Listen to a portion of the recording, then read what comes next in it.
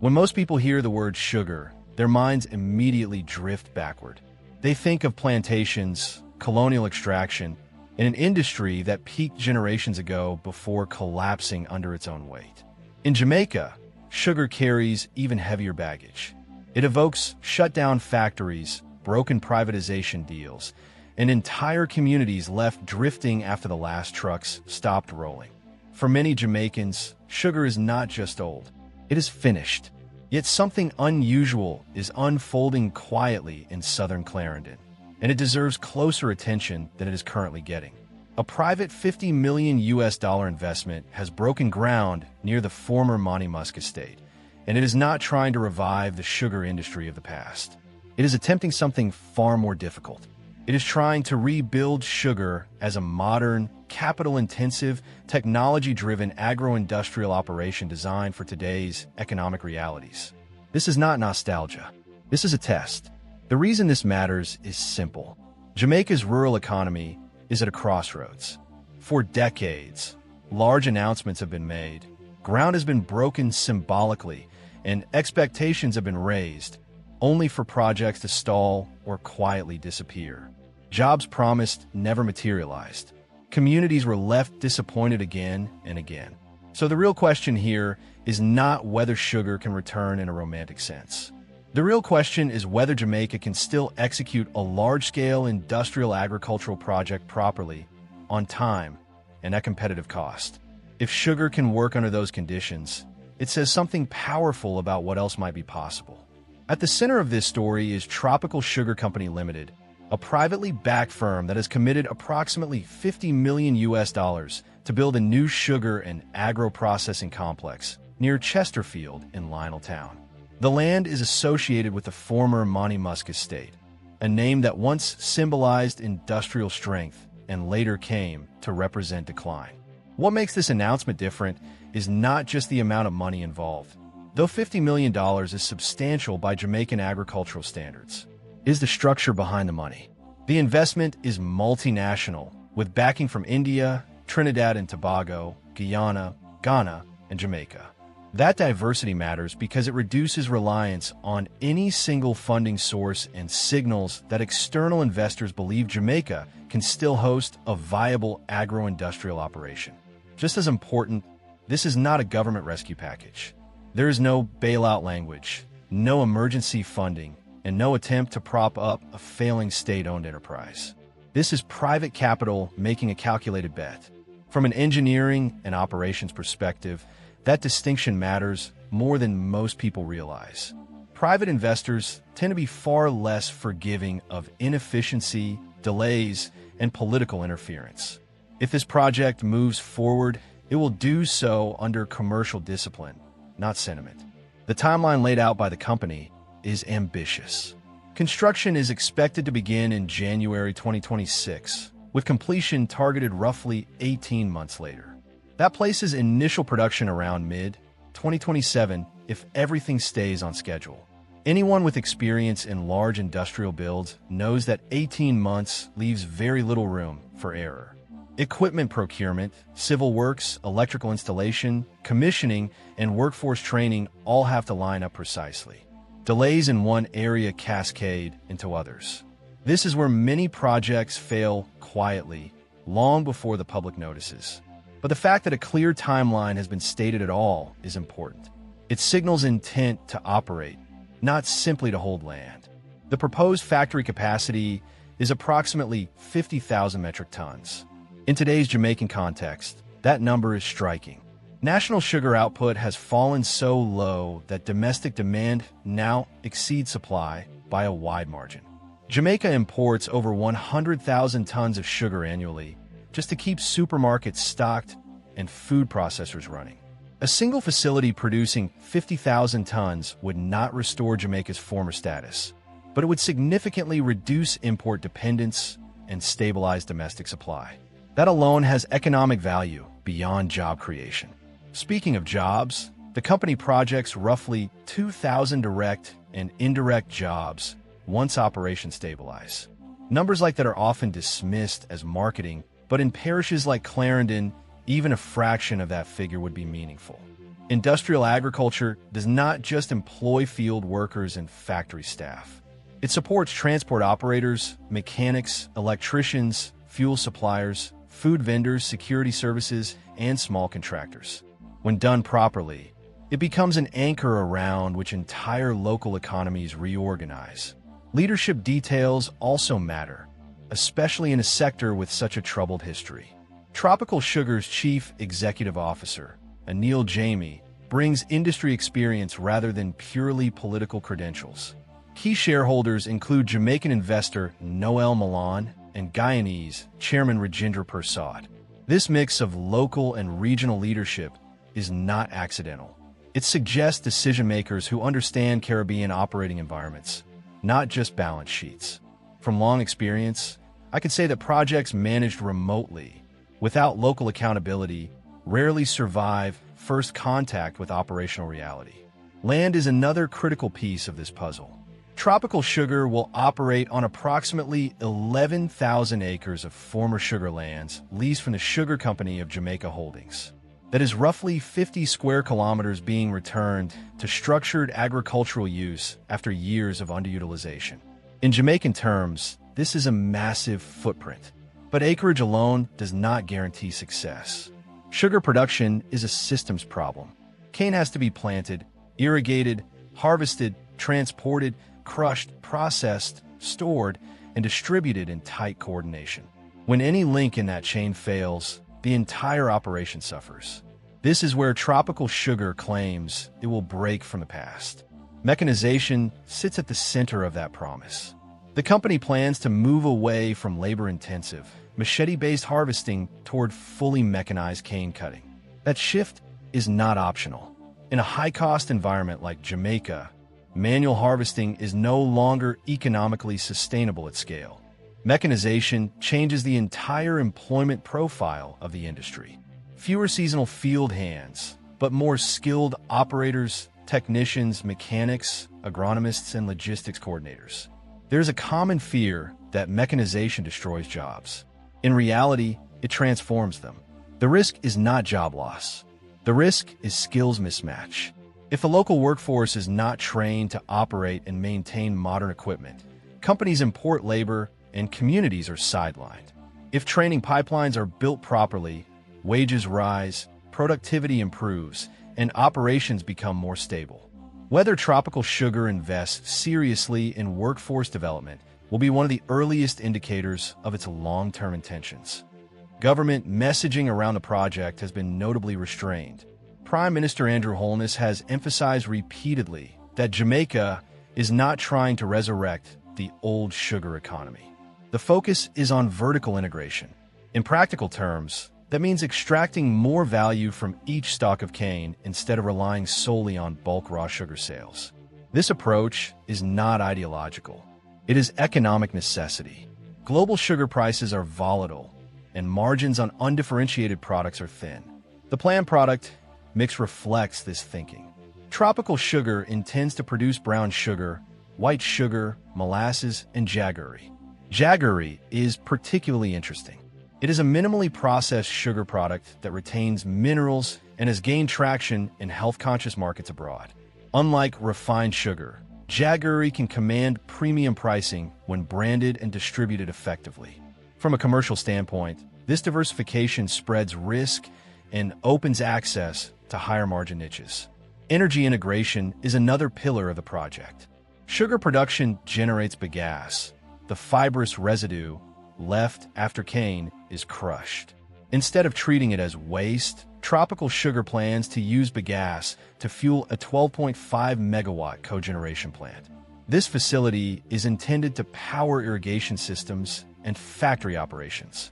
In the future, excess electricity could potentially be sold to the national grid. This is not experimental technology. Countries like Brazil and India have used bagasse-based cogeneration for decades to stabilize energy costs and add revenue streams. From an engineering perspective, this improves overall system efficiency. Waste becomes fuel. Fuel reduces operating costs. Lower costs improve competitiveness. It is exactly the kind of integrated thinking that was missing from many earlier sugar ventures in Jamaica. To understand why expectations are cautious, you have to look honestly at what came before. Jamaica once produced over 500,000 tons of sugar annually in the mid-1960s. Entire towns were built around factories and rail lines. By 2023, production had collapsed to roughly 35,000 tons. Privatization attempts failed repeatedly, often leaving assets stripped and workers abandoned. Monty Musk itself stopped sugar production in 2018, triggering economic decline across surrounding communities. This history explains why asset ownership matters so much in this case.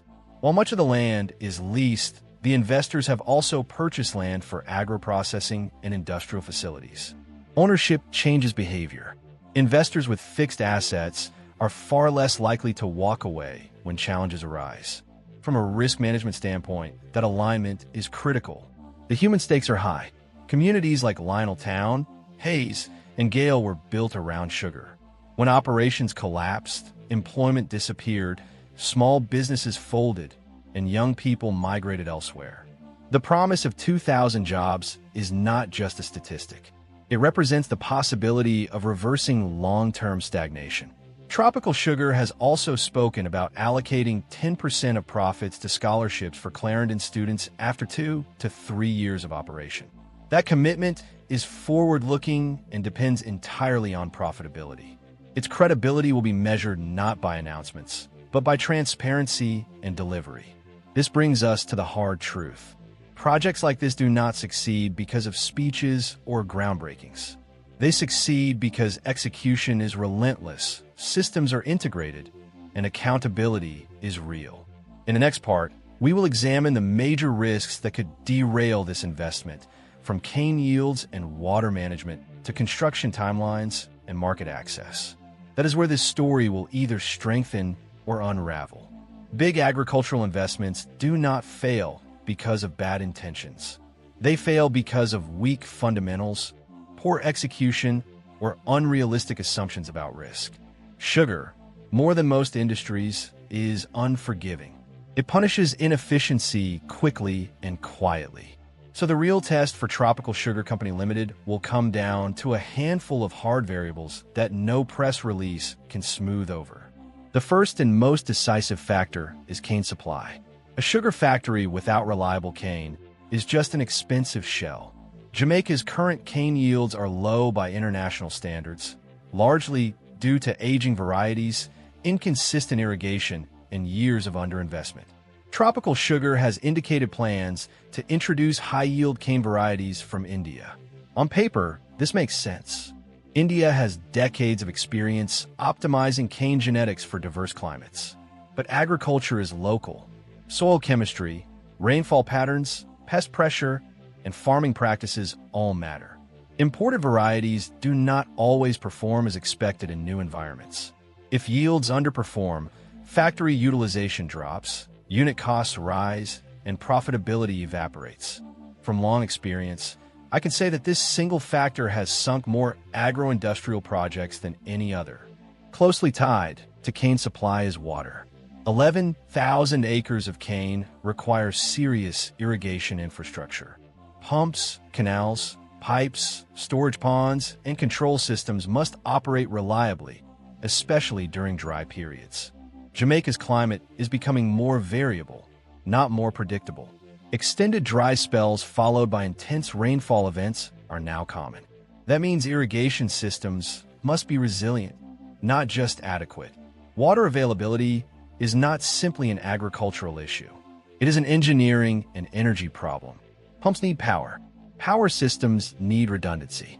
Maintenance needs funding. If water delivery fails at scale, yields collapse quickly. This is where the planned bagasse-based cogeneration plant becomes more than a nice addition. Energy independence is not a luxury for a project like this. It is a survival requirement. Irrigation systems that depend entirely on external electricity are vulnerable to grid instability and rising tariffs. By generating its own power, Tropical Sugar reduces exposure to those risks. However, cogeneration systems themselves require skilled operation and maintenance. Boilers, turbines, and control systems are not forgiving of shortcuts. If the company underinvests in technical expertise here, energy quickly becomes a bottleneck instead of a strength. The third major risk is execution discipline. An 18-month construction timeline is aggressive for a facility of this scale. Civil works, mechanical installation, electrical systems, control automation, and commissioning all have to move in lockstep. Delays in equipment delivery, especially for imported machinery, can throw schedules off by months. Permitting issues, contractor disputes, or cash flow interruptions can compound quickly. From an engineering management perspective, success here depends on strong project controls, realistic sequencing, and decision-making authority that does not get bogged down in bureaucracy. Then there is the question of labor, not just availability, but capability. Mechanization changes the workforce profile fundamentally. Instead of hundreds of manual cutters, the operation will need trained equipment operators, mechanics, electricians, welders, and process technicians. These are higher wage roles, but they require training pipelines that Jamaica's rural areas have not consistently provided. If the company relies too heavily on imported skills, local buy-in erodes. If it invests properly in training partnerships with HART, technical schools, or private providers, it builds a more stable operation. Over decades, I have seen this choice make the difference between projects that embed themselves locally and those that remain fragile enclaves. Profitability is the next hard reality. Sugar is a global commodity with no mercy for inefficiency. Jamaica no longer benefits from the preferential trade arrangements that once protected local producers. That means tropical sugar must compete on cost, quality, and differentiation. Vertical integration helps, but it does not guarantee success. Producing brown sugar, white sugar, molasses, and jaggery spreads risk, but each product requires its own market access, branding strategy, and distribution channels. Premium products like jaggery only command premium prices if quality is consistent and supply is reliable. Miss either, and buyers move on. There's also the question of scale economics. 50,000 tons is significant locally, but modest globally. That means margins will always be tight. Cost overruns in farming, transport, energy, or maintenance will show up quickly on the balance sheet. This is where private ownership can be an advantage. Investors who understand industrial margins tend to enforce discipline early, rather than papering over losses in the hope that conditions will improve. Beyond economics, there is the issue of trust. Jamaica's sugar history has left scars. Workers remember promises of modernization that never arrived. Communities remember factories closing after assets were stripped. Farmers remember late payments and shifting contracts. Tropical sugar will be judged not just on what it produces, but on how it behaves. Transparent hiring practices, clear land use agreements, fair contractor selection, and consistent communication will matter more than polished messaging. In industries with long memories, credibility is earned slowly and lost quickly. The company's stated commitment to allocate 10% of profits to scholarships after 2 to 3 years is a good example of this dynamic. On its own, it means nothing. As an engineer, I treat future promises as placeholders, not assets. What will matter is whether financial reporting is transparent enough for the public to see when profits actually materialize, and whether those commitments are honored without pressure. Done right, such programs can anchor goodwill. Done poorly, they become symbols of distrust. It is also important to look at what success would actually look like. Success does not mean returning Jamaica to 500,000 tons of sugar production. That era is gone. Success means stable operation, consistent output, predictable employment, and positive cash flow over multiple seasons. It means farmers getting paid on time. It means machinery being maintained instead of run into the ground. It means reinvestment, not extraction. If tropical sugar achieves that, the implications go beyond sugar. It would demonstrate that Jamaica can still host complex, vertically integrated agricultural industries. It would send a signal to other investors that rural Jamaica is not just a site for smallholder farming or tourism-adjacent projects, but for serious industrial agriculture. That matters for crops like cocoa, cassava, livestock feed, and bioenergy. If it fails, the consequences will also be broader. It will reinforce skepticism about large-scale agriculture and confirm the belief that Jamaica cannot execute projects of this complexity. That would be a setback not just for Clarendon, but for national development planning. Timing matters here. January 2026 is close. Once construction begins, the project will move from concept to physical reality. Equipment deliveries, site activity, workforce recruitment, and infrastructure upgrades will be visible. This is when claims can be tested against facts. It is also when accountability becomes unavoidable. As someone who has watched projects succeed and fail over decades, I will say this plainly. The ingredients here are better than they have been in a long time. Private capital, regional experience, vertical integration, energy, self-sufficiency, a clear timeline. None of these guarantee success, but together they form a credible starting point. What remains uncertain is execution under pressure. Southern Clarendon has waited a long time for something real. Not a press conference, not a feasibility study, something that puts people to work, restores confidence, and proves that decline is not destiny. This project has the potential to do that, but potential is not performance. Performance is what we will be watching. If you want to follow this story as it unfolds, like the video, share it with someone who understands what sugar once meant to this country, and subscribe. This is not just about cane and factories. It is about whether Jamaica can still build, manage, and sustain complex economic systems in the modern world.